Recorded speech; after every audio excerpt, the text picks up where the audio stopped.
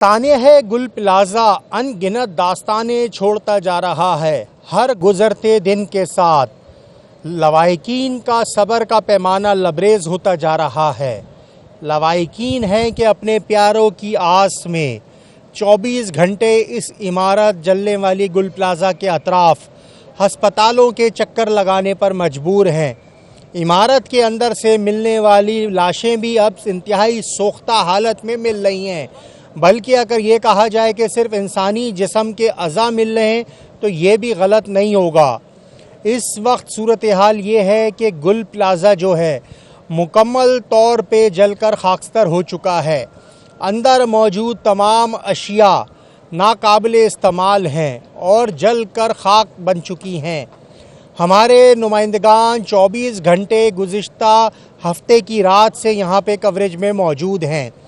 हर गुज़रते लम्हे और पल की रिपोर्टिंग आपको हम करके यहाँ से बता रहे हैं। इस वक्त भी जब बुध का रोज़ है, हफ्ते से लगने वाली आग का आज एक तरह से 5वां दिन है, लेकिन ताहाल आग पे काबू नहीं पाया जा सका है।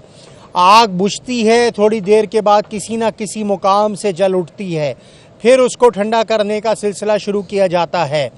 तो ये सूरत हाल है। इस वक्त हमारे साथ हमारे सीनियर रिपोर्टर आसिफ अली सैयद मौजूद हैं, जो सुबह से यहाँ आ जाते हैं और शाम तक फ़राइज़ मनसबी अंजाम देते हैं।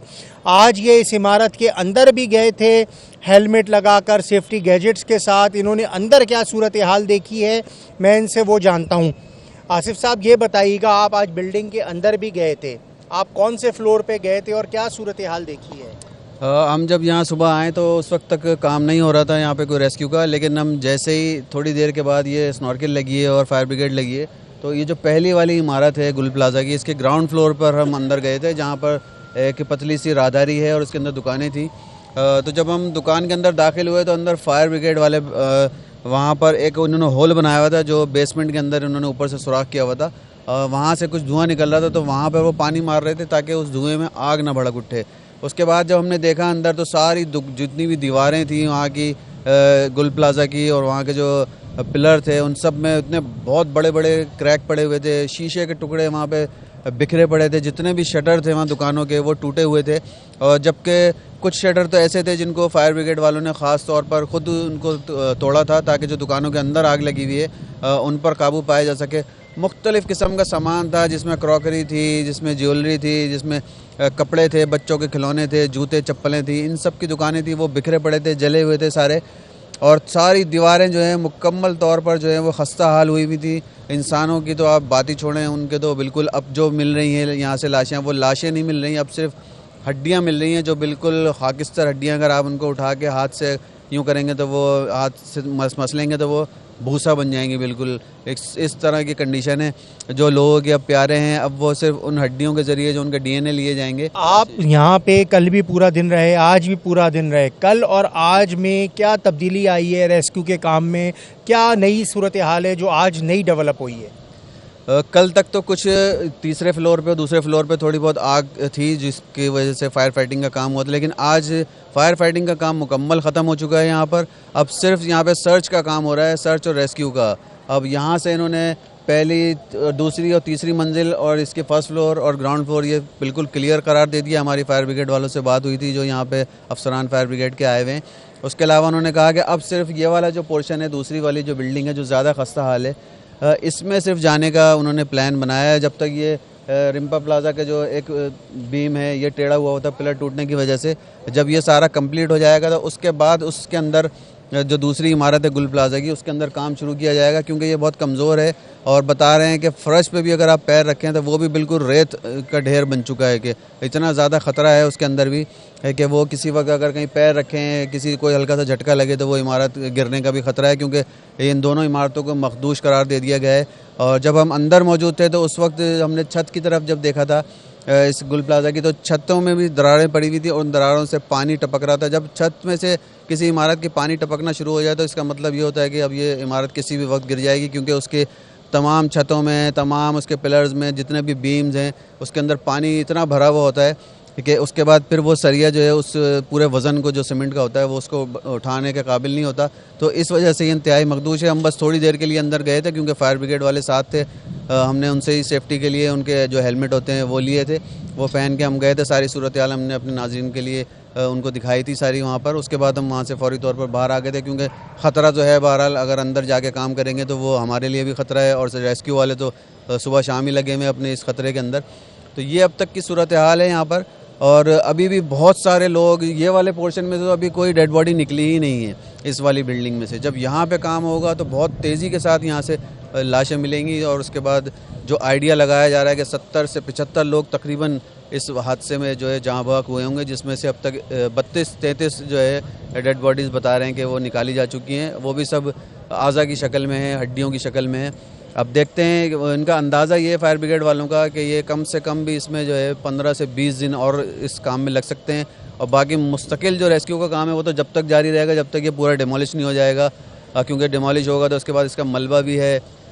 जो लवाहिकीन हैं उनके ये खदशात हैं कि जिनकी डेड बॉडियाँ नहीं मिल रही उनके प्यारों की, उनका ये कहना है कि बहुत एहतियात से काम किया जाए, कहीं ऐसा ना हो कि इस मलबे में उनके प्यारों के जो आज़ा हैं वो भी ये ट्रकों में भर के और जो डंपिंग पॉइंट बनाया वहाँ पे डलवा दें, और वो उस जो थोड़े बहुत आज़ा हैं वो उससे भी उनको ना मिल सके। और इनको फिर घर वालों को कहना है कि हमें तो फिर सब्र आएगा ही नहीं कभी, क्योंकि हमारे तो जो प्यारे हमें पता है हमारे सामने अंदर थे इमारत के फंसे हुए, वो मिल ही नहीं सकेंगे। ठीक है, ये आपने आसिफ अली सैयद की बात सुनी। यहाँ पे हमारे नुमाइंदे आसिफ इकबाल भी मौजूद हैं, मैं इनसे भी जानता हूँ इन्होंने अपनी आंखों से देखकर क्या सूरत हाल देखी है। आसिफ साहब ये बताइएगा, आप 3 दिन से रोज़ाना इस इमारत में जा रहे हैं, आज भी आप गए, तो क्या सूरत हाल है? जो लवाहिकीन हैं उनकी क्या सूरत हाल है, उनको किस तरह से सब्र आएगा, इस बारे में कुछ बताइएगा। अच्छा शुएब भाई, मैं तो जब हफ्ते को जब आग लगी थी तो मैं उसी वक्त पहुंचा था, पूरी रात काम किया। बहुत ही ख़तरनाक मनाजिर थे। हमने तो एक ऐसी लाश भी देखी जो खिड़की से चिपकी हुई थी, उसको निकालने के लिए रेस्क्यू एहलकार ऊपर गए, लेकिन वो ऊपर जा नहीं सक रहे थे क्योंकि आग की तपिश इतनी ज़्यादा थी कि वो जा ही नहीं सकते थे। बार बार नीचे आते थे, फिर उनको कहते थे यार पानी मारो तो मैं ऊपर जाऊं। लेकिन अफसोस की बात ये शुएब भाई के यहाँ पे जितने भी फायर फाइटर काम कर रहे हैं इनके पास वो इक्विपमेंट नहीं है। आप मास्क लगा के जाएँ, आप अंदर जाएँ। वो कल भी यही हो रहा था कि डेड बॉडियाँ जब उतर रही थी तो वो जो रेस्क्यू एहलकार थे वो अंदर जाते थे, एक डेड बॉडी लेके आते थे, फिर आके बाहर सांस खाते थे कि उनकी सांस घुट रही थी, फिर पानी की बोतलें सर पे डालते थे, फिर वापस जाते थे। तो ये इक्विपमेंट ना होना ये भी एक बहुत बड़ा फेलियर है कि इतनी बड़ी आपने रेस्क्यू टीमें बनाई हैं, 11 222 भी है, KMC की भी फायर फाइटर हैं, लेकिन उनको इक्विपमेंट तो दें। वो काम तो कर रहे हैं बेचारे, मैं तो समझता हूँ को जिहाद कर रहे हैं, क्योंकि अंदर बगैर मास्क के जाना और डेड बॉडी को उठा के ले आना ये एक बहुत बड़ा काम है। लोग बातें तो करते हैं कि यार काम नहीं हो रहा, काम बिल्कुल हो रहा है, लेकिन काम की नौयत भी ऐसी होनी चाहिए ना कि कोई बंदा जा नहीं सकता, अंदर जो भी जाएगा ख़तरा ही है अगर बिल्डिंग गिर गई आपके ऊपर। क्योंकि जो सुबह इतवार की सुबह जो एक एहलकार जो अंदर गया बेचारा रेस्क्यू एहलकार, और वो उसके ऊपर फुरकान नाम था उसका, तो वो तो बेचारा अपनी जान से बाजी हार गया ना, क्योंकि बिल्डिंग कोलैप्स हो गई और उसके ऊपर गिरी और वो बेचारा शहीद हो गया। तो जाना आसान नहीं है, अंदर जाना मुश्किल काम है। लेकिन लवाहिकीन का सब्र, इतनी माएँ हम देख रहे हैं यहाँ पे वो रो रही हैं अपने प्यारों के लिए, लेकिन ये बात है कि अब कोई मलबे के नीचे दबा हुआ है, उसको निकालना कोई आसान काम तो नहीं है कि बंदा अंदर जाएगा कैसे निकालेगा उसको। लेकिन फिर भी रेस्क्यू एहलकार बड़े मेहनत से काम कर रहे हैं, फायर फाइटर भी काम कर रहे हैं, दूसरे फिर पुलिस और रेंजर्स का भी अच्छा काम है कि वो लोगों को रोक रही है। लोग नहीं रुक रहे, आज तो इन्होंने पूरा कॉर्डन ऑफ किया हुआ है, किसी को आने नहीं दे रहे, तो ये एक अच्छी बात हो गई, वरना पब्लिक का इतना रश था कि काम करने में दुश्वारी होती थी। तो वो दुश्वारी से बचने के लिए फिर आज उन्होंने जो ज़बरदस्त काम किया पुलिस और रेंजर्स ने कि पूरा कॉर्डन ऑफ किया हुआ है, किसी को भी अंदर नहीं आने दे रहे लोग। जाहिर सी बात है जो अपने जिनके प्यारे हैं, कल ये मैं आपको एक और बात बताऊं, कल मैंने बात की तो यहाँ पे जितने लवाहिकीन थे इनके बैठने की कोई जगह नहीं थी, तो हमने उसको भी पॉइंट आउट किया कि भाई कम से कम जिनके लवाहिकीन शहीद हो चुके हैं उनके घर वालों को कोई ऐसी जगह तो दे। पुलिस उनको धक्के मार रही है, रेंजर्स उनको धक्के मार रही है, अब पता नहीं है ना कि कौन किसका रिश्तेदार यहाँ बैठा हुआ है। तो आज उन्होंने इस बात को नोटिस लेके आज उन्होंने डीसी ऑफिस में उन्होंने कुर्सियां लगाई हैं और वहाँ पे इनका एक कैंप भी लगा हुआ है जो एंट्रियां भी कर रहा है कि किसके कौन से रिश्तेदार हैं और इनको इज़्ज़त से बिठाया गया। ये एक अच्छी बात हो गई कि उनको इज़्ज़त से बिठाया गया। तो प्रॉब्लम तो बहुत है क्योंकि आग इतनी तेज़ आग थी। और दूसरी बात एक और मैं आपको बताऊँ, हमने उनसे सॉर्ट किया तो उन्होंने एक बंदे ने बताया कि यार लाइट फ़ौरन बंद हो गई। उसने कहा कि मैं और मेरा भाई दुकान से साथ भागे हैं, भागने के बाद जब मैं थोड़ा सा आगे गए तो मेरा भाई गायब था क्योंकि लाइट ऑफ हो गई। और जब लाइट ऑफ हो गई तो हमें कुछ नज़र ही नहीं आ रहा था कि आगे कहाँ भागना है। हमें तो गेट भी पता है और फिर नीचे के गेट भी बंद कर दिए थे काफ़ी, तो इस वजह से भी बहुत प्रॉब्लम। ये आपने बात सुनी आसिफ इकबाल की, हमारे नुमाइंदगान यहाँ मौजूद हैं। आसिफ साहब आप भी इस तरफ ही आ जाएं। इरशाद संजरानी भी यहाँ पर हफ्ते की रात से ही कवरेज कर रहे हैं। साथ साथ हमारे यहाँ पे खालिद आरिफ हैं, वो भी हमारी टीम का हिस्सा हैं, वो भी यहाँ पे कवरेज कर रहे हैं। और आसिफ इकबाल आप भी ज़रा यहाँ पर आ जाएँ। और हमारे जो इस वक्त कैमरामैन ताहिरदाद हमें कवरेज कर रहे हैं वो भी हमारे साथ बदस्तूर मौजूद हैं। तो सुनो न्यूज़ की टीम यहाँ लम्हा बलम्हा मौजूद है। मेरे राइट हैंड पे भी आप देख सकते हैं और मेरे लेफ़्ट हैंड पे भी आप देख सकते हैं कि हमारी कोशिश है कि हम इस इमारत के तमाम मुतासरा एंगल्स को कवर करें, नाजरीन को लम्हा बा लम्हा यहाँ से अपडेट फराहम करें, यहाँ से सिचुएशन हम आपको अपडेट करके आगाह करते चलें। लेकिन ये इतना बड़ा एक सानिया हो चुका है कि इसको जितना हम बयान करते हैं कोई नई चीज़ हमारे सामने आ जाती है। इस वक्त इरशाद संजरानी जो कि हमारे सीनियर कॉरेस्पॉन्डेंट हैं, उन्होंने भी हमें ज्वाइन किया है और हमारे सोहेल रब खान भी जाने आते हुए मुझे दिखाई दे रहे हैं। सोहेल आप भी इस तरफ आइएगा, ये मेयर कराची के पास गए हुए थे, आप सोहेल इस तरफ आ जाइएगा या इस तरफ ही आ जाइए कोई। तो अभी ये सोहेल रब आए हैं। तो हमारी जो टीम है सुनो न्यूज़ की वो आवाम के इस मसले को उजागर करने के लिए पहली रात जो हफ्ते की रात थी उस वक्त से मौजूद है। हमारे कैमरामैन, हमारा सैटेलाइट स्टाफ, हमारे रिपोर्टर्स, उन तमाम के हमरा में इस वक्त आप तक अपनी जो आंखों देखी सूरत हाल है हमारे नुमाइंदगान की वो पहुंचा रहा हूं। इस वक्त इरशाद संजरानी जो हमारे सीनियर नुमाइंदे हैं वो आए हैं, इनसे जानते हैं। इरशाद आप ये बताएं, माशाल्लाह आप हफ्ते की रात से यहाँ पे ऑपरेशन कवर कर रहे हैं, मुसलसल अपडेट फराहम कर रहे हैं, क्या सूरत हाल है? ये इतना बड़ा जो सानिया इस वक्त कन्वर्ट हो चुका है, आपने माजी में भी इस तरह के इंसिडेंट कवर करे हैं, फायर इंसिडेंट कवर करे हैं, लेकिन ये तो एक इंसानी ट्रेजेडी का मामला बनता जा रहा है कि देखें 60-70 अफराद तो अभी भी लापता हैं और 30-32 लोगों की लाशें टुकड़ों की सूरत में निकल चुकी हैं। क्या कहेंगे आप? बिल्कुल, देखें शुएब, ये पाकिस्तान की तारीख का एक और जो सानियात में उसमें सबसे बड़ा सानिया है कराची का। और हमने देखा कि जो स्पेशली एक कोऑर्डिनेशन का फ्लॉ था। फिर आप देखें कि ये जो एम ए जिन्ना की सड़क जो है वो खुदी हुई है, इसकी वजह से मैंने देखा कि आपने तमाम को कॉल्स पे जो 22 जो हम जो फायर टेंडर्स हमें नज़र आए, जिसमें पाकिस्तान एयरपोर्ट अथॉरिटी, बहरिया की, पाक बहरिया की, KMC की, लेकिन बुझाने में जो मुश्किल से जो 8-10 जो है वो, और फिर स्नॉर का अच्छा वेज नहीं है। तो सबसे बड़ा हमने देखा कि यहाँ पर जो है कोऑर्डिनेशन का एक तो फ्लॉ ऊपर जैसे होता रहता है वफाकी या सिंध हुकूमत या फिर लोकल, फिर यहाँ पे हमने देखा कि जो लोकल इश्यूज जो हमेशा जो लोकल गवर्नमेंट को देखने चाहिए वो भी सूबाई लेवल पे हमें, तो ये एक फ्लॉ था। दूसरा, मार्केट में जो SOPs के वो कहते हैं ना कि आप जो एग्जिट और एंट्री पॉइंट्स होते हैं, फिर एक जो है इमरजेंसी जो खुदा न खासा कोई बड़ा वाक़या हो जाए, यहाँ पे तो जो दरवाजे थे वही बंद थे। तो हमने जिनसे बात की, हमने सिस्कियाँ देखी लोगों की, उन्होंने वही कहा कि जैसे 4 भाई थे जिनका मैंने इंटरव्यू किया, उसमें से एक शेजोर था, वो साथ जा रहे थे लेकिन उनका हाथ छूट गया और फिर वो वहीं पे धुएं में फंस गया और वेज ना होने की वजह से लोग फंसे। और साथ इरशाद आपने DNA की सैंपलिंग वाला मामला भी देखा, जाके वहाँ सूरत हाल देखी, वहाँ क्या सूरत हाल थी? आप डॉक्टर सुमैया सैयद के पास भी गए, आपने लोगों को देखा कि वो अपने प्यारों के सैंपलिंग के लिए वहाँ आ गए हैं। तकरीबन कोई 60 से ज़ायद लोग बताए जाते हैं जिन्होंने नमूने दिए हैं अपने विक्टिम्स को शनाख्त करने के लिए, DNA मैचिंग के लिए। क्या वहाँ आंखों देखा हाल क्या था? देखा, बिल्कुल अफसोस की मकाम है, यहाँ पे अगर किसी की लाश नहीं पहचाना, उसकी वजह से जो है सोख्ता हो गई, बहुत सारे जो आज़ा वहाँ पर पहुँचे। तो पहले जो सैंपल लिए जा रहे थे, अगर मुंह से, फिर खून के नमूने लिए जा रहे थे, फिर police surgeon doctor Sumaiya Syed जो उन्होंने भी हमसे बात की, उन्होंने वही कहा कि एक जो SOP है जो डॉक्टर्स के मुताबिक जो होता है DNA, और उसमें कुछ दिन लग सकते हैं, कुछ लोग जो लाशें जो ज़ाहिर उनको हवाले भी कर दी गए, तो वो तो एक प्रोफेशनली अपना काम जारी रख रहे थे। लेकिन यहाँ पे वही कह रहा हूँ, लेकिन कोई भी सानिया होता है, पाकिस्तानी कौम एक बात तो हकीकत है कि एक यकजा हो जाती है। यहाँ पे हमें देखा, यहाँ पे ये भी हमें नज़र आया कि जो मुख्तलिफ जो फलाई इदारे हैं, उन्होंने हम देखा कि वो खाना पहुँचा रहे, रेस्क्यू हुक्काम को पानी पहुँचा रहे। तो एक सानियात में हमारी कौम तो यकजा हो जाती है, लेकिन वो कहते हैं कि किसी भी साने से बड़ा एहतियात बहुत ज़रूरी हो। तो यहाँ पर ये ज़रूरी है, और मुख्तलिफ जो इदारे वो अपना अगर काम बेहतर रखें तो ये सानियात ना, और एंट्री एग्जिट पॉइंट लाजमी यहाँ पे ना, उसका फ्ला हमें यहाँ पे नज़र आया।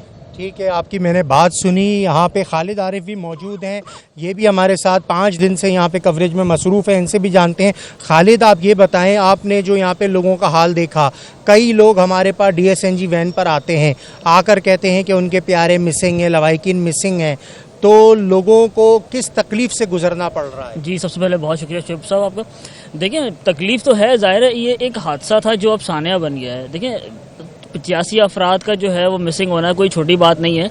और फिर ज़ाहिर सी बात है, देखिए इरशाद भाई ने जो बात की कि एग्ज़िट और जो है वो एंट्री पॉइंट ज़रूर होना चाहिए। अब ज़ाहिर सी बात है, अब एक इमारत है, उसमें ना इनके पास कोई एग्ज़िट पॉइंट है, मुतादिद गेट हैं, लेकिन जो है वो ज़ाहिर सी बात है बंद करने का टाइम था तो ज़्यादातर गेट जो हैं वो बंद हो गए थे।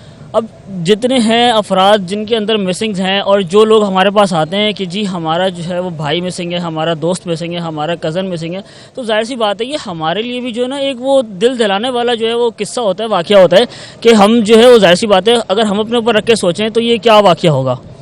ठीक है, बहुत शुक्रिया खालिद आपका। अच्छा, ताहिर दाद भी 5 रोज़ से यहाँ पे कवरेज में मसरूफ़ हैं, सुबह 8 बजे ये भी यहाँ पर आ रहे हैं और शाम तक कवरेज कर रहे हैं। ताहिर, ये बताइएगा, आपके पास बहुत ज़्यादा लोग मैं देखता हूँ जमा रहते हैं, अपनी दुखी दास्तान सुनाते हैं, क्या लोगों के जज्बात हैं, वो क्या बता रहे हैं? देखिए, जैसे मैं ऑफिस से यहाँ पहुँचा तो मेरे हाथ में कैमरा माइक था। जैसे मैं जाने लगा तो लोग रो रहे थे, माएँ बहनें रो रही थी, कह रहे थे हमारा बच्चा, हमारा बेटा मिसिंग है।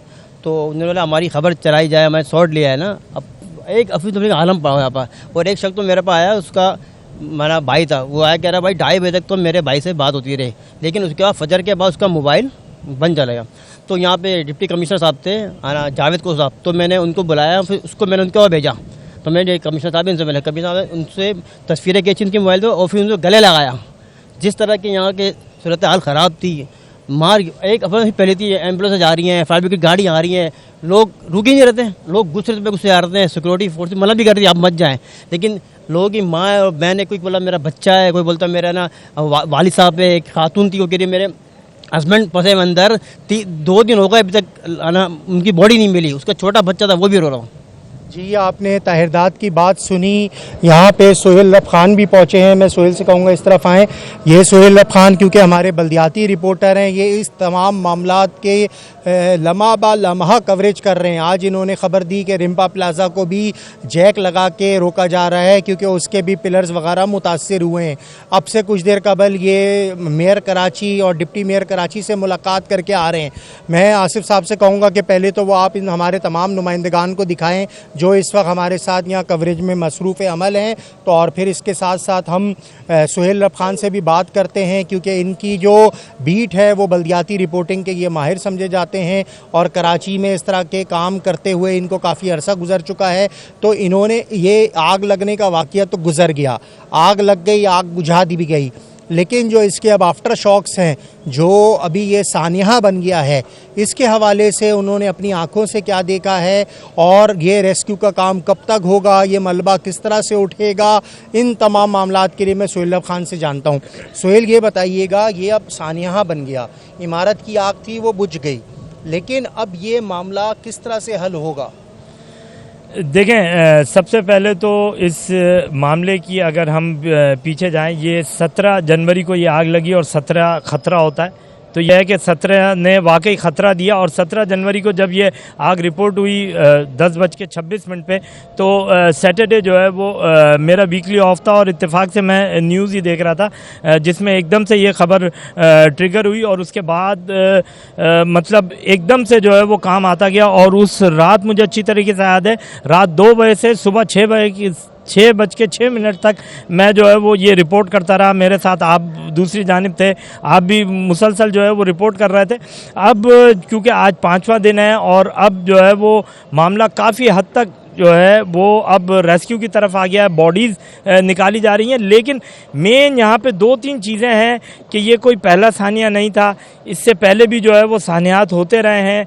लेकिन वही वाली बात है कि अगर हम फायर सेफ्टी ऑडिट की बात करें तो फायर सेफ्टी ऑडिट की जो 2023 की रिपोर्ट है उसमें बड़े होशरबा इंकिशाफात हैं। जब आज हम मेयर कराची के साथ बैठे थे तो उन्होंने यही बताया कि ये 4 बुनियादी शाहराएँ जो मेन शाहराएँ हैं, जिसमें आई चंडीगढ़ रोड है, उसके अलावा शाहरा फैसल है, उसके अलावा जो है वो शाहरा कायदीन है और शाहरा पाकिस्तान है। इन 4 जो मेन बुनियादी रोड्स हैं इन पे कमर्शियल एवेन्यूज़ ज़्यादा हैं, कमर्शियल बिल्डिंग ज़्यादा हैं, तो उस पे जो है वो फायर सेफ्टी ऑडिट की बात तो हो जाती है लेकिन वो सिर्फ ऑन पेपर तक रहती है, इम्प्लीमेंटेशन उसकी एज सच कोई इम्प्लीमेंटेशन नहीं होती।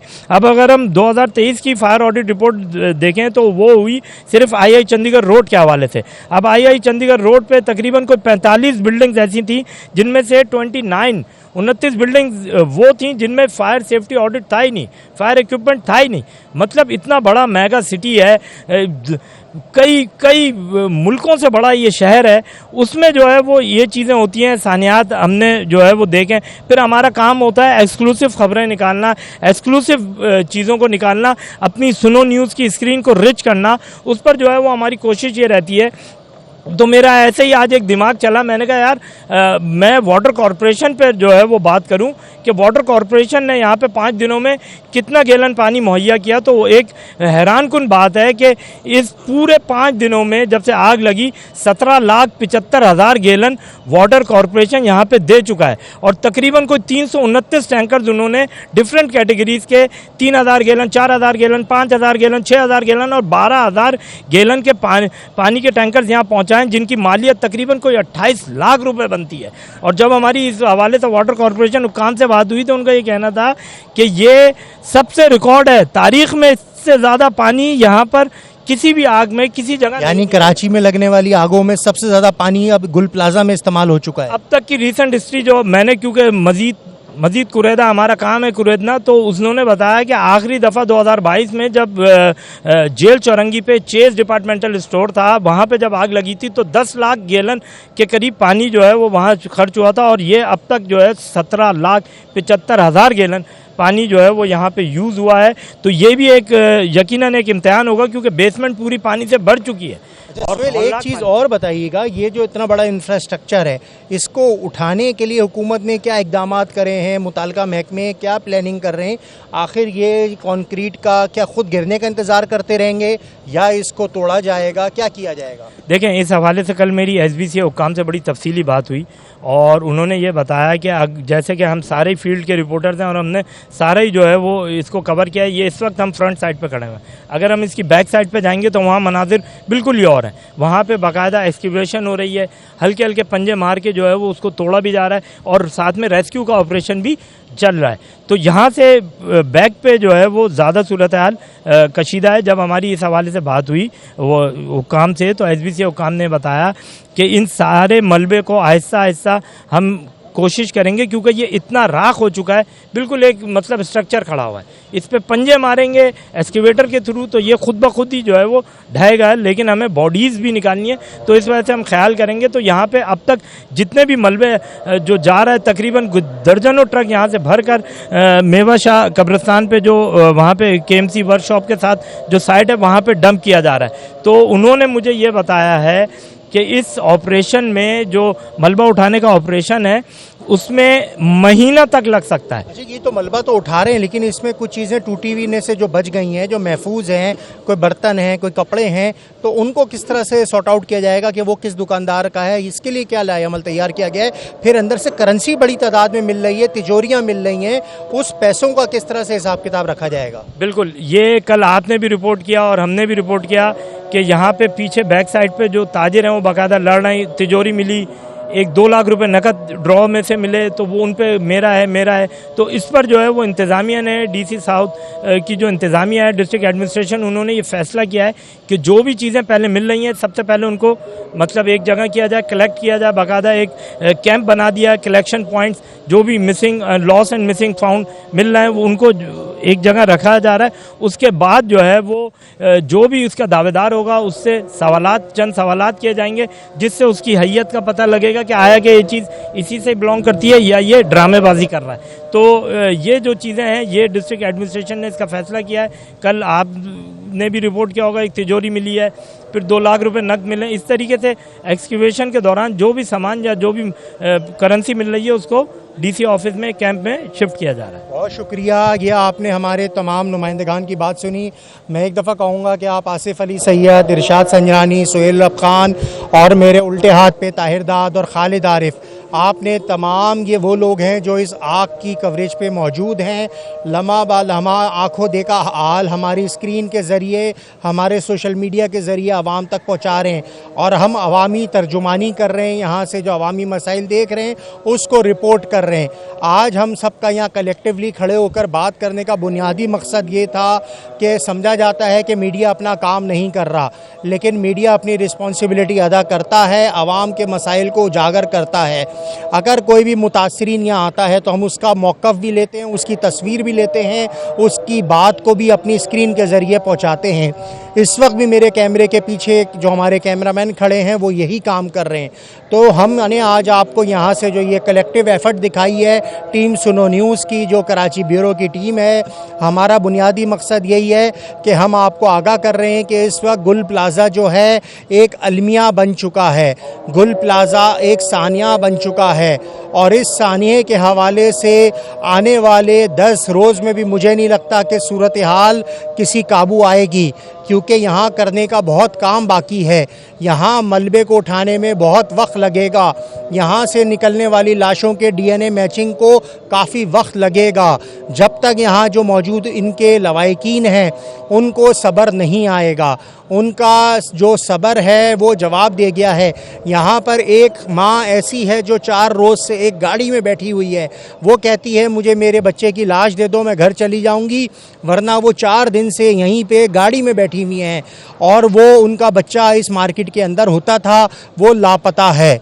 तो यहाँ ऐसे दर्जनों लोग मौजूद हैं, यहाँ ऐसे बुज़ुर्ग मौजूद हैं, जवान मौजूद हैं जिनके प्यारे इस इमारत के अंदर दफन हैं, वो उनकी लाश के लिए भी यहाँ पे परेशान हाल हैं, जिनका DNA भी लिया जा रहा है। जिस तरह इरशाद ने आपको बताया कि उनकी क्रॉस मैचिंग में भी वक्त लगेगा। आज आसिफ अली सैयद ने आपको बताया कि सिर्फ हड्डियां मिल रही हैं, उन हड्डियों की शनाख्त का मरला भी लंबा होगा। सुहेल रब खान ने आपको बताया कि अंदर इमारत के मलबे को उठाने में 10 से भी ज़्यादा रोज़ लगेंगे। तो ये हमारे नुमाइंदगान ख़ुद देख रहे हैं, हम यहाँ ग्राउंड पे मौजूद हैं और आपको आगाह कर रहे हैं। आने वाले वक्त के हिसाब से हम आपको जो भी यहाँ सिचुएशन डेवलप होगी उसके हवाले से भी आगाह करते रहेंगे। जी।